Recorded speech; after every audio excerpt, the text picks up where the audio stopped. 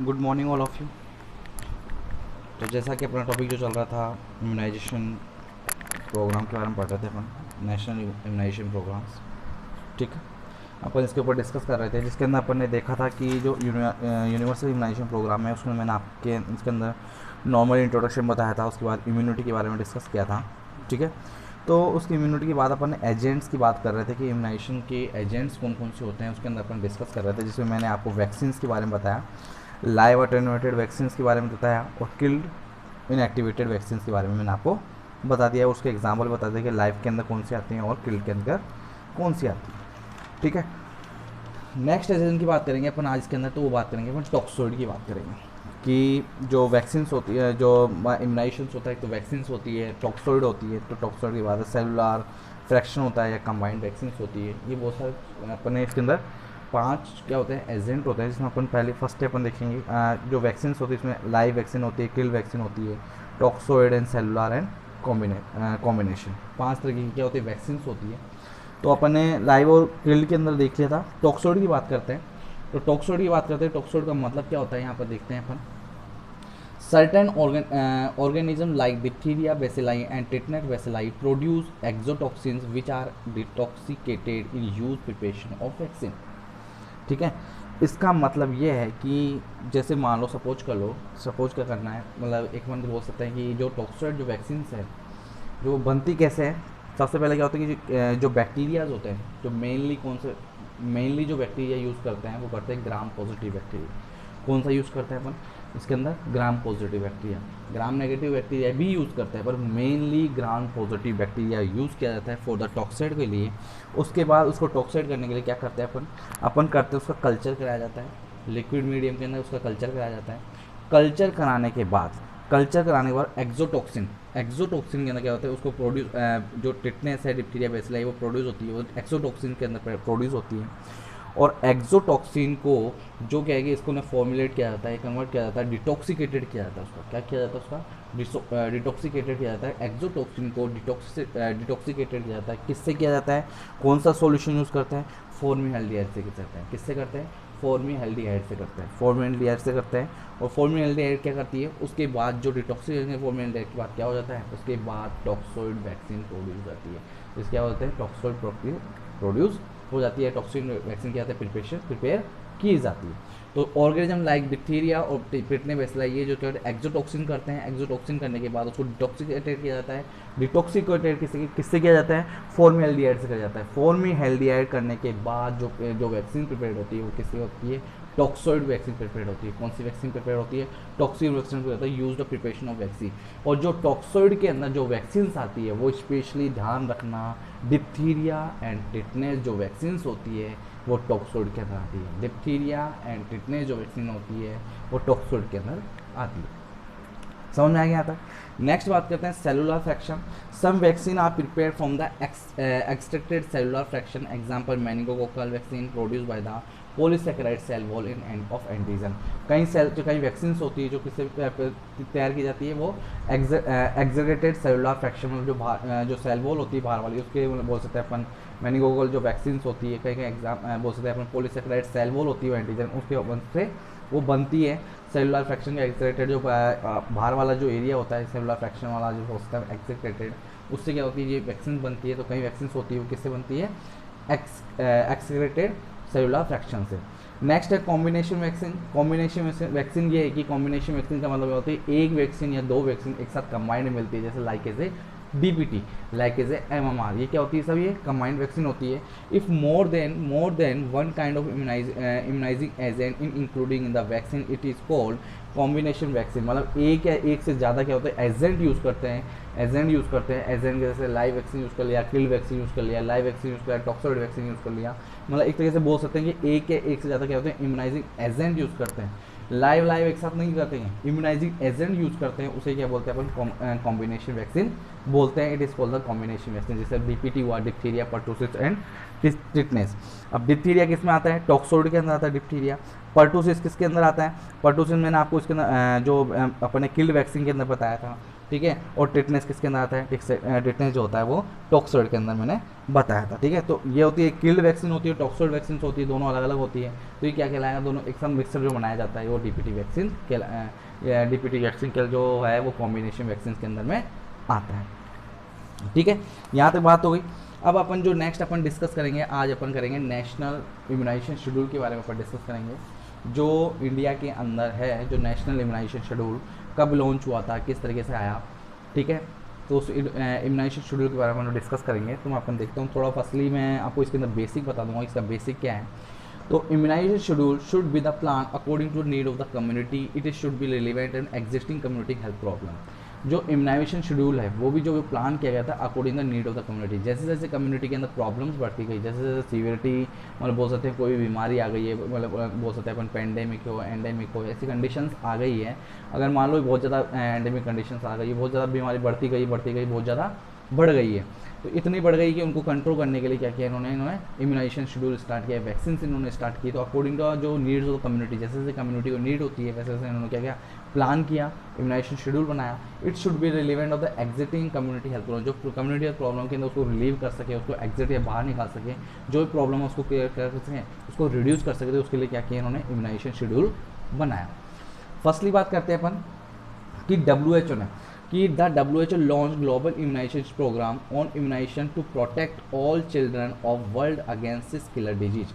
जो immunisation programme है, जो ग्लोबल इम्यूनाइजेशन प्रोग्राम की बात कर सकते हैं, जो ग्लोबल इम्यूनाइजेशन प्रोजेक्ट है जो वर्ल्ड वाइड होता है, जो वर्ल्ड वाइड जो पूरे वर्ल्ड के अंदर जो 6 किलर डिजीज है उसके अगेंस्ट क्या करे, उसको रिड्यूस करने के लिए जो वैक्सीन बनाई गई थी वो ग्लोबल इम्यूनाइजेशन प्रोग्राम के अकॉर्डिंग बनाई थी। ये पूरी बात कर सकते हैं, पूरे वर्ल्ड की बात है, ठीक है। Immunisation the protect to all children, जितने भी चिल्ड्रन है वर्ल्ड के अंदर, against the 6 killer disease. 6 killer disease के बारे में मैंने शायद आपको बता दिया हूँ। 6 किलर डिजीज कौन कौन सी होती है मैं आपको बताता हूँ। देखिए, फर्स्ट जो है वैक्सीन है वो पोलियोमाइलाइटिस वैक्सीन है, पोलियोमाइलाइटिस। सेकंड है ट्यूबरकुलोसिस, थर्ड वन है diphtheria and pertussis, tetanus and measles. ये 6 जो डिजीज़ है ये क्या है, 6 किलर वैक्सीन बोल सकते हैं इसके लिए, या 6 किलर डिजीज़ बोल सकते हैं। इनके लिए क्या होता है, जो 6 किलर वैक्सीन बनाई गई प्रिवेंटर ऑफ द डिजीज़ कौन कौन सी है, पोलियोमाइलाइटिस है, tuberculosis, diphtheria, pertussis, tetanus and measles. ये 6 किलर डिजीज़ है। इनको प्रोटेक्ट करने के लिए बोल सकते हैं, इनको रिड्यूस करने के लिए एक तरीके से launch the global immunisation programme आया था पूरे वर्ल्ड वाइड के अंदर। कब हुआ था ये, इंडिया के अंदर कब आया था ये, इन इंडिया बोल सकते हैं अपन, एक बार स्टार्टिंग से देखिए दोबारा। The WHO launch global immunisation programme in 1974। जो WHO ने जो ग्लोबल इम्यूनाइजेशन प्रोग्राम स्टार्ट किया था वो 1974 में स्टार्ट किया था, जिसे अपन बोलते हैं एक्सपेंडेड प्रोग्राम ऑफ इम्यूनाइजेशन, जिसका नाम रखा गया था expanded programme of immunisation, EPI के नाम से इसको रखा गया था। ये जितने वर्ल्ड के अंदर जो 6 किलर डिजीज है, जिसको प्रोटेक्ट करने के लिए जो प्रोग्राम स्टार्ट किया था WHO ने, वो लॉन्च किया गया था। जो ग्लोबल इम्यूनाइजेशन प्रोग्राम 1974 के अंदर इन्होंने स्टार्ट किया था 6 किलर डिजीज़ के लिए। 6 किलर डिजीज़ मैंने आपको बता दी है। एंड इंडिया के अंदर जब एक्सपेंडेड इम्यूनाइजेशन प्रोग्राम आया था, एक्सपेंडेड प्रोग्राम इम्यूनाइजेशन आया था, वो आया था, लॉन्च हुआ था जनवरी 1978 के अंदर। पूरे वर्ल्ड वाइड के अंदर आया था 1974 के अंदर, पर इंडिया के अंदर कहाँ पे कब आया था ये, 1978 के अंदर ये इंडिया के अंदर आया था, ठीक है। And the EPI now rename, इसका जो EPI का जो नाम था एक्सपेंडेड प्रोग्राम ऑफ इम्यूनाइजेशन है, उसका रीनेम मतलब नेम चेंज करके यूनिवर्सल चाइल्ड इम्यूनाइजेशन कर दिया गया था। यूनिवर्सल चाइल्ड इम्यूनाइजेशन कर दिया था as per declaration sponsored by UNICEF. UNICEF के द्वारा किया गया था, स्पॉन्सर डिक्लेरेशन, स्पॉन्सर लेते नहीं लेते, उस टाइप से इन्होंने क्या किया बाय द्वारा, इसके यूनिसेफ के द्वारा क्या किया इन्होंने, इसका जो नाम चेंज था ये रिनेम किया गया, एक्सपेंडेड प्रोग्राम ऑफ इम्यूनाइजेशन को चेंज करके यूनिवर्सल चाइल्ड इम्यूनाइजेशन बना दिया इनका, यूनिवर्सल चाइल्ड इम्यूनाइजेशन इसका नाम रख दिया गया। In India is called the universal immunisation programme was launch in 1985 में, कि जो इंडिया के अंदर है जो यूनिवर्सल इम्यूनाइजेशन प्रोग्राम है वो लॉन्च हुआ था 1985 के अंदर, नवंबर के अंदर, 1985 नवंबर के अंदर इंडिया के अंदर यूनिवर्सल इम्यूनाइजेशन प्रोग्राम आया था, लॉन्च हुआ था UIP के नाम से जानते हैं। For the universal immunisation coverage the immunisation of the eligible population, इसके जितने भी इम्यूनाइजेशन प्रोग्राम्स है इसके अंदर इंक्लूड जो भी प्रॉब्लम्स है, बीमारियां हैं, जो इन्होंने क्या इन प्रोग्राम प्लानिंग की गई वो कौन कौन सी होती है वो उसके बारे में अपन शेड्यूल के बताया था, उनको क्या किया इन्होंने पॉपुलेशन को कवर किया गया। The global alliance for vaccine of immunisation is world wide coalition of organisation establish 1999। जो ग्लोबल अलायंस वैक्सीन है, जो इम्यूनाइजेशन है, GAVI के नाम से जो जाना जाता है, इन द वर्ल्ड वाइड, जो पूरा वर्ल्ड के अंदर है, वो ऑर्गेनाइजेशन इस्टेब्लिश हुआ था 1999 के अंदर। 1999 के अंदर ये इम्यूनाइजेशन स्टार्ट हुआ था। ठीक है, अब एक इसके अंदर वैसे तो देखा जाए तो नेशनल इम्यूनाइजेशन शेड्यूल है वो recommended by the government of India के द्वारा रिकमेंडेड किया गया था। तो कंट्री जो हर कंट्री में फॉर्मुलेट किया गया था, जो इम्यूनाइजेशन प्रोग्राम मैं आपको शो कराऊंगा वो इम्यूनाइजेशन प्रोग्राम किस तरीके से है, ठीक है, वो आपको मैं बताऊंगा। इसके अंदर कई नोट इंपॉर्टेंट चीज़ है, ये आपको ध्यान रखना है कि इम्यूनाइजेशन शेड्यूल को दिखाने से पहले मैं आपको कई चीज़ बताना चाहता हूँ। तो वो कौन कौन सी है? Interval between the 2 doses should not be less than 1 month, कि आप 2 डोज लगा रहे हो साथ साथ के अंदर कोई डोज लगा रहा है तो उनके अंदर जो गैप होना चाहिए वो 1 मंथ से कम नहीं होना चाहिए। ठीक है, तो interval between the 2 doses should not be less than 1 month, 1 month से कम का उसके अंदर क्या नहीं होना चाहिए, गैप नहीं होना चाहिए। Minor cough, cold and mild fever, diarrhoea are not contraindicated to vaccine, कि आपको कहीं कहीं होते हैं, कहीं कहीं लेडीज़ होती है, क्या होती है, वैक्सीन नहीं लगाते कि मान लो हल्का सा फीवर आ रहा है, कोल्ड हो रहा है, तो अगर हल्का फीवर या कोल्ड हो या माइनर कफ हो या डायरिया हो रखा हो तो उस पर कॉन्ट्रा इंडिकेशन नहीं है कि वैक्सीन नहीं लगवा सकते, आप लगवा सकते हैं। In some state hepatitis B vaccine is given the routine immunisation, पर कई स्टेट ऐसे हैं जहाँ पर इम्यूनाइजेशन जिसके अंदर हेपेटाइटिस बी वैक्सीन का क्या होता है, वहाँ पर क्या रेगुलरली बोल सकते हैं, रूटीनली वहाँ पर इम्यूनाइजेशन प्रोग्राम के अंदर इंक्लूडेड है, जो लगाया जाता है। ठीक है, और कहीं कहीं पे जो पर्टिकुलर होता है, कहीं कहीं लगाया जाता है, नहीं लगाया जाता है रूटीनली, उनकी जो ज़रूरत होती है उस हिसाब से, नीडफुल होती है उस हिसाब से उन्हें लगाया जाता है, अदरवाइज ऐसे नहीं लगाया जाता।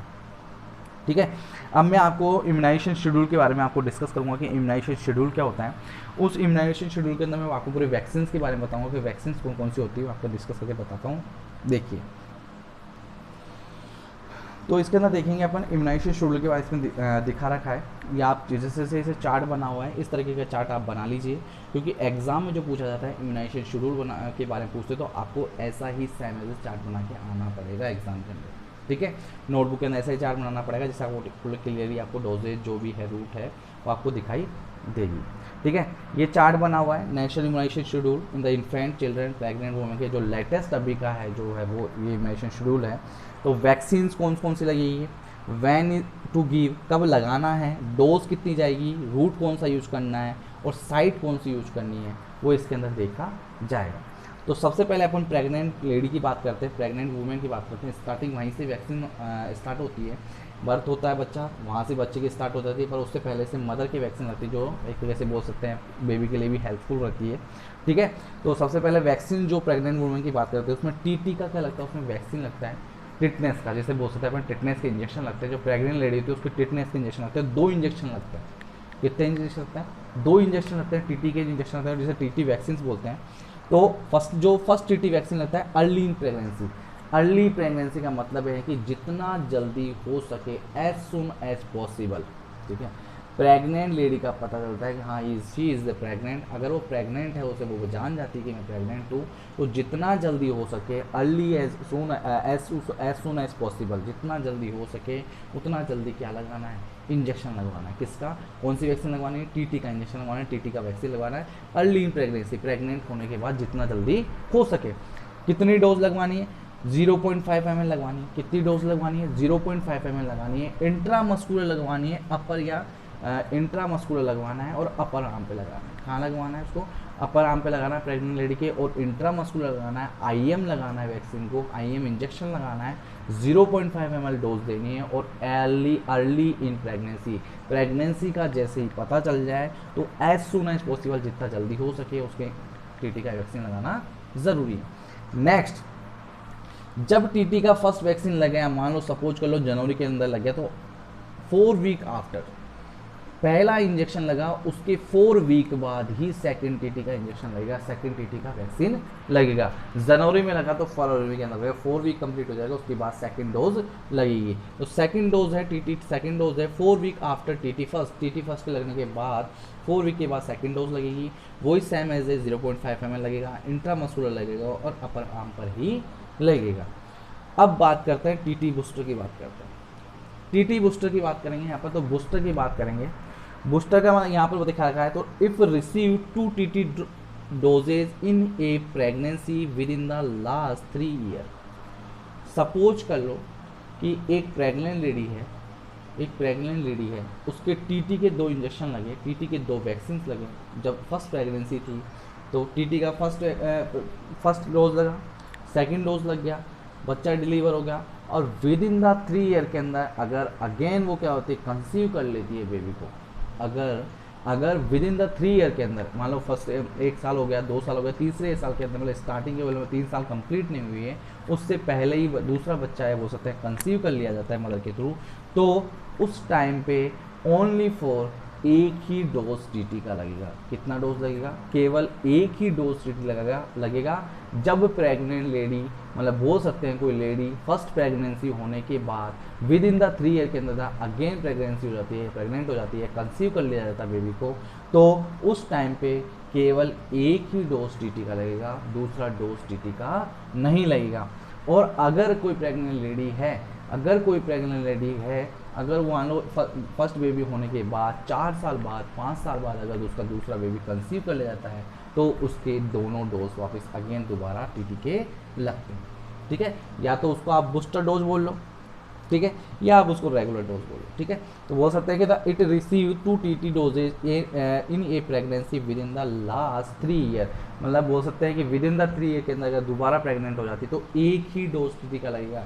आफ्टर द 3 ईयर बात होती है तो उसके दोनों डोज अगेन दोबारा लगते हैं। रूट वही होता है, डोज सेम वही होती है, साइड भी सेम होती है, पर आपको ये ध्यान रखना है कि विद इन द 3 ईयर के अंदर प्रेग्नेंट है तो उसका क्या एक ही डोज के लगेगा। ये तो हो गई प्रेग्नेंट लेडी की बात कि प्रेग्नेंट लेडी के कौन कौन से वैक्सीन लगते हैं। टीटी का वैक्सीन लगता है, फर्स्ट लगता है early as soon as possible in the early pregnancy, second लगता है after the first dose after the 4 week के बाद। ठीक है, और बूस्टर लगता है कि अगर विद इन द 3 ईयर के अंदर तो एक डोज लगेगा, आफ्टर 3 ईयर तो दोनों डोज वापस लगेंगे। समझ में आ गया यहाँ तक कोई डाउट है नहीं। अब बात करते हैं पर इन्फेंट की बात करें कि इन्फेंट की बात करते हैं कि आफ्टर द इन्फेंट की बात करते हैं 1 साल तक के बच्चे के लिए जो वैक्सीन है वो कौन कौन सी वैक्सीन लगती है वो देखते हैं अपन। एट बर्थ और as early as possible till 1 year of age, कि या तो एट बर्थ की बात करेंगे, जैसे बच्चा जन्म हुआ तो विद इन द 10 अब होने के बाद, अब गार स्कैन कंप्लीट होने के बाद, जो भी के बच्चे को सेटल डाउन करने के बाद एज बोल सकते हैं, या as early as possible in the till 1 year of age, कि अगर बच्चा एट बर्थ के टाइम लगाते हैं कि बच्चा हुआ उसी दिन उसके वैक्सीन लगा रहे हैं तो 0.1 ml का इंजेक्शन लगता है, 0.05 ml until the 1 month of age. अगर 0.1 ml का लगता है, कब तक लगता है? बच्चा 1 महीने होने के बाद। अगर बच्चा कंप्लीट 1 महीने हो गया तब तक BCG का वैक्सीन नहीं लगा, 1 महीना कंप्लीट हो गया उसके बाद अगर वैक्सीन लगा रहे हैं, बोल सकते हैं 1 साल तक के जो बच्चे को जो लगाते हैं वो 0.1 ml लगाते हैं, 0.1 ml लगाया जाता है। अगर मान लो सपोज करो बच्चा विद इन द 1 मंथ के अंदर लगाया जाता है, मतलब बोल सकते हैं कि अपन जो एज अर्ली एज पॉसिबल बोल सकते हैं, एट बर्थ बोल सकते हैं, लगाने पर एक दिन में उसी दिन लगा दिया, उसके दूसरे दिन लगा दिया, तो 0.05 ml के until the 1 month of age 0.05 ml का उसका वैक्सीन लगता है 1 महीने तक। इंट्राडर्मल लगता है, इंट्राडर्मल लगाया जाता है, और अपर लेफ्ट आर्म पे लगाया जाता है, अपर लेफ्ट आर्म पे BCG का वैक्सीन लगाया जाता है, और इंट्राडर्मल लगाया जाता है। कितना लगाया जाता है? अगर 1 मंथ से कम वाले बच्चे को लगाते हैं वैक्सीन BCG का तो 0.05 ml लगाते हैं। आफ्टर द 1 मंथ तक अगर लगाते हैं अनटिल द 1 ईयर तक तो 0.1 ml उसके BCG का वैक्सीन लगाते हैं। ठीक है, पहली बात। दूसरा वैक्सीन जो होती है हेपेटाइटिस बी बर्थ डोज होती है। हेपेटाइटिस बी कौन सी डोज है? बर्थ डोज होती है। हेपेटाइटिस बी की वैक्सीन लगाया जाता है at birth and as early as possible within the 24 hours, कि या तो एट बर्थ लगा दो या पॉसिबल होना चाहिए एज अर्ली एज जितना जल्दी हो सके कि 24 घंटे में उसको वैक्सीन लगा दीजिए। कितना ml लगाना है? 0.5 ml लगाना है, इंट्रामस्कुलर लगाना है, anterior lateral side and mid thigh पे लगाना है। 0.5 ml लगाना है। हेपेटाइटिस बी का वैक्सीन जो लगता है वो 0.5 ml लगता है, same as a BCG within the 1 month. ठीक है, बट ये कौन सा लगता है? BCG लगता था इंट्राडर्मल, ये कौन सा लगता है? इंट्रामस्कुलर। ये कौन सा लगता है? इंट्रामस्कुलर। रूट ध्यान से रखना, रूट अलग अलग है, डोज अलग अलग है, साइट अलग अलग है, तो आपको ध्यान में रखना है कि कहाँ पे कौन सी वैक्सीन लगानी है, अच्छे से याद रखना। ठीक है, तो हेपेटाइटिस बी की वैक्सीन जो लगानी है 0.5 ml लगानी है, इंट्रामस्कुलर लगानी है, और लगानी में कहाँ पर है? Anterolateral side of the mid thigh, thigh के ऊपर जो एंटीरोलैटरल साइड है वहाँ पर उसको लगानी है। ठीक है, नेक्स्ट बात करेंगे अपन OPV की बात करते हैं। ठीक है। ओपीवी की बात करेंगे, ओरल पोलियो वैक्सीन 0 डोज की बात करेंगे। At birth as early as possible within the first 15 days, कि या तो एट बर्थ पे ओपीवी वैक्सीन दे दे, या विद इन द 15 डेज 15 दिन के अंदर, जितना जल्दी हो सके कि 15 दिन के अंदर वो डोज दे सके। कितनी ड्रॉप देनी है? 2 ड्रॉप, 2 बूंद जिंदगी की, बोलते हैं नहीं, वो 2 बूंद जिंदगी की। तो 2 ड्रॉप्स देनी है, ओरल देना है, ओरल रूट होगा, ओरल ही साइट होगा, ठीक है। OPV first, OPV second, OPV third, 3 dose लगेगी। ओपीवी 0 डोज की बात करेंगे अपन, 0 डोज लगता है कब? एट बर्थ पे लग जाएगा या विद इन द 15 डेज के अंदर। 2 ड्रॉप्स लगेगी, ओरल लगेगा, साइड भी और रूट भी ओरल ही होगा। ओपीवी फर्स्ट कब लगेगा? ओपीवी सेकेंड कब लगेगा? ओपीवी थर्ड कब लगेगा? फर्स्ट ओपीवी लगता है 6 वीक के अंदर, फर्स्ट ओपीवी लगता है 6 वीक के अंदर, सेकेंड ओपीवी लगता है 10 वीक के अंदर, थर्ड ओपीवी लगेगा 14 वीक के अंदर। 6, 10 और 14 वीक्स। फर्स्ट ओपीवी डोज लगेगा 6 वीक के अंदर, सेकेंड डोज लगेगा 10 वीक के अंदर, थर्ड डोज लगेगा 14 वीक के अंदर। OPV can be given till 5 year of age, मतलब ओपीवी जो वैक्सीन है, ओरल पोलियो जो वैक्सीन है, आप वैक्सीन जो है ये 5 साल तक के बच्चे को आप दे सकते हैं। कितने साल तक के बच्चे को? 5 साल तक के बच्चे को। ओपीवी 0 डोज लगेगा, एट बर्थ लगेगा, with in the 15 days. Second dose जो सेकेंड डोज लगेगा वो लगेगा 6 वीक के अंदर। थर्ड डोज जो लगेगा, फर्स्ट डोज जो लगेगा 0 डोज के बाद, फर्स्ट जो डोज लगेगा ओपीवी फर्स्ट लगेगा 6 वीक के अंदर, सेकेंड डोज लगेगा 10 वीक के अंदर और थर्ड डोज लगेगा 14 वीक के अंदर। सेम एज ए 2 ड्रॉप्स देनी है और ओरल रूट देना है और ओरल ही साइट होगी किसकी? ओरल पोलियो वैक्सीन की।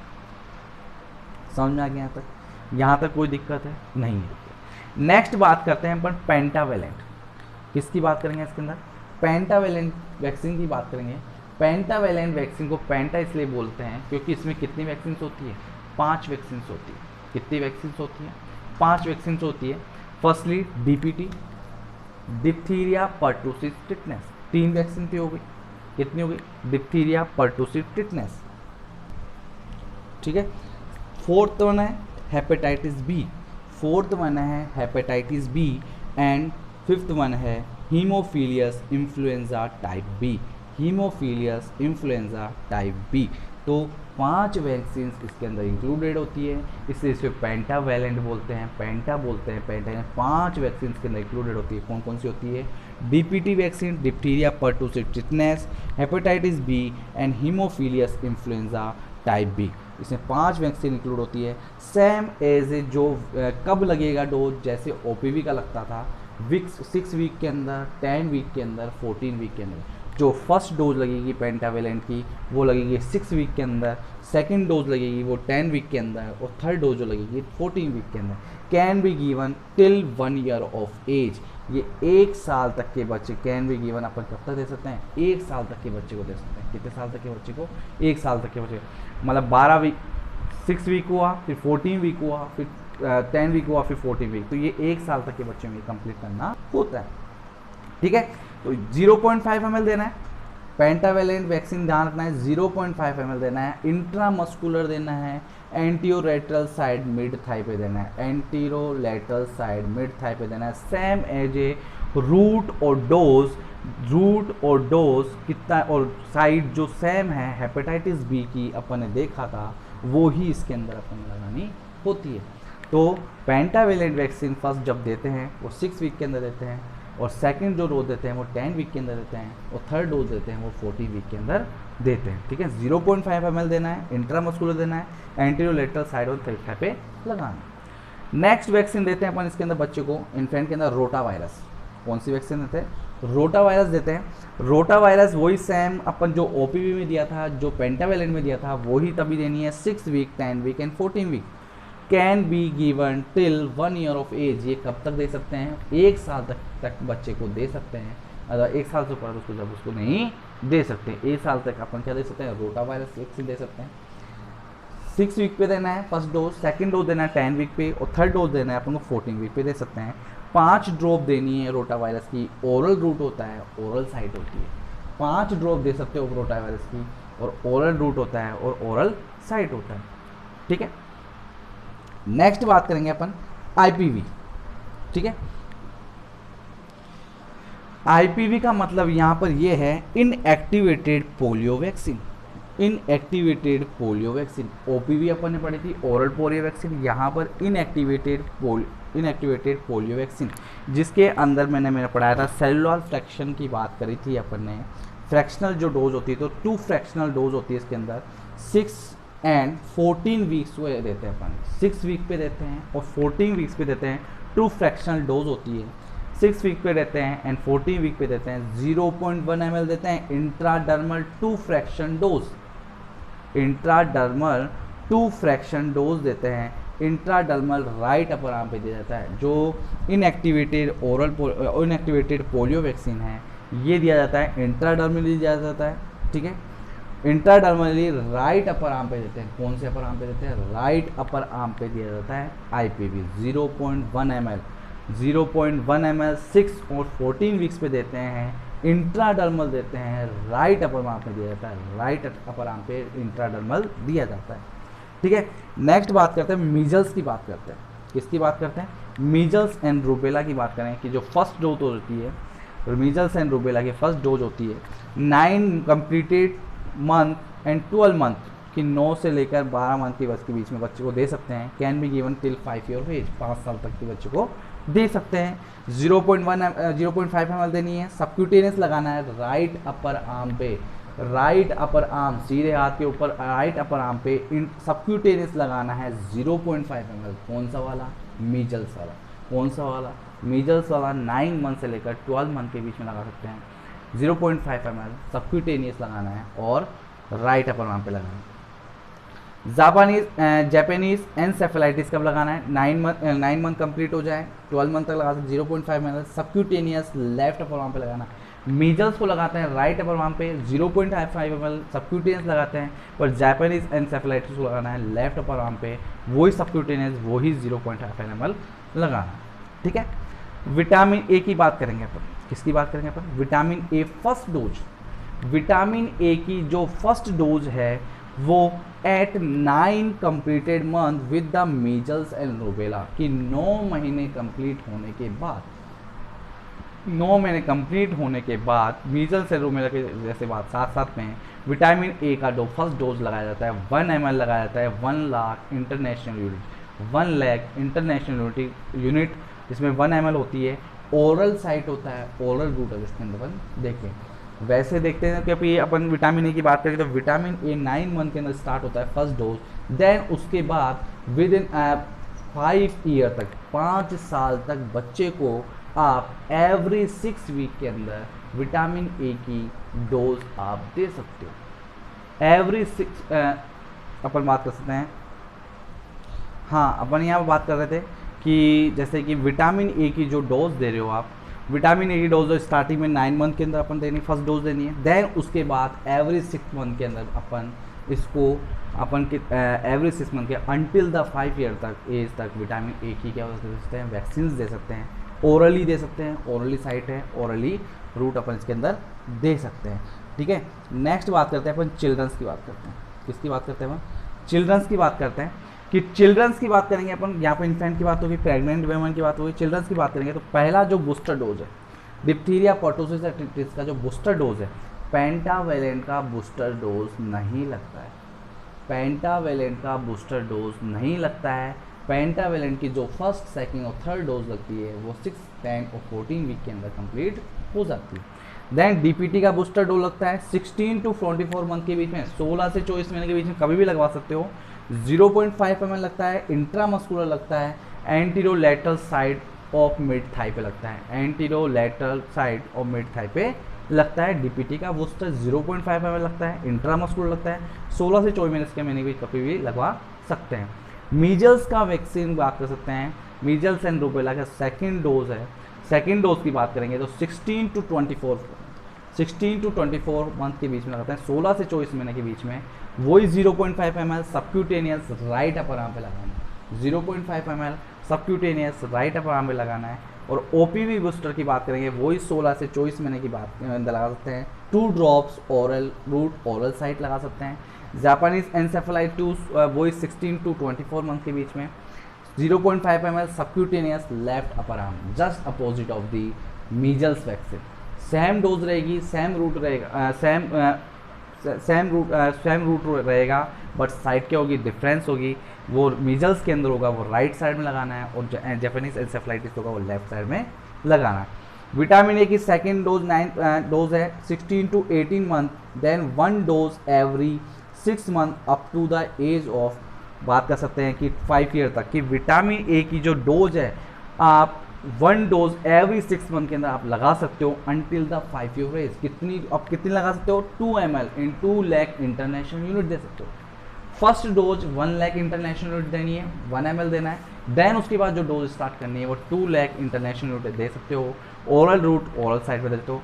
डीपीटी बूस्टर सेकंड की बात करेंगे, वो 5 to 6 ईयर के अंदर देते हैं, 0.5 ml देते हैं, इंट्रामस्कुलर देते हैं, और अपर आर्म पे दे देता है। जो डीपीटी फर्स्ट बूस्टर डोज दी थी वो दी थी anterolateral side of the mid thigh. ये कहाँ पर देनी है, second booster dose upper arm पे देनी है। कहाँ देनी है, इसको अपर आर्म पे देनी है। और टीटी का जो इंजेक्शन है, टीटी का वैक्सीन है बच्चों के अंदर 10 to 16 ईयर के अंदर देना है, 0.5 ml इंट्रामस्कुलर अपर आर्म पे देना है, इंट्रामस्कुलर अपर आर्म पे देना है। ठीक है, तो ये इम्यूनाइजेशन शेड्यूल था।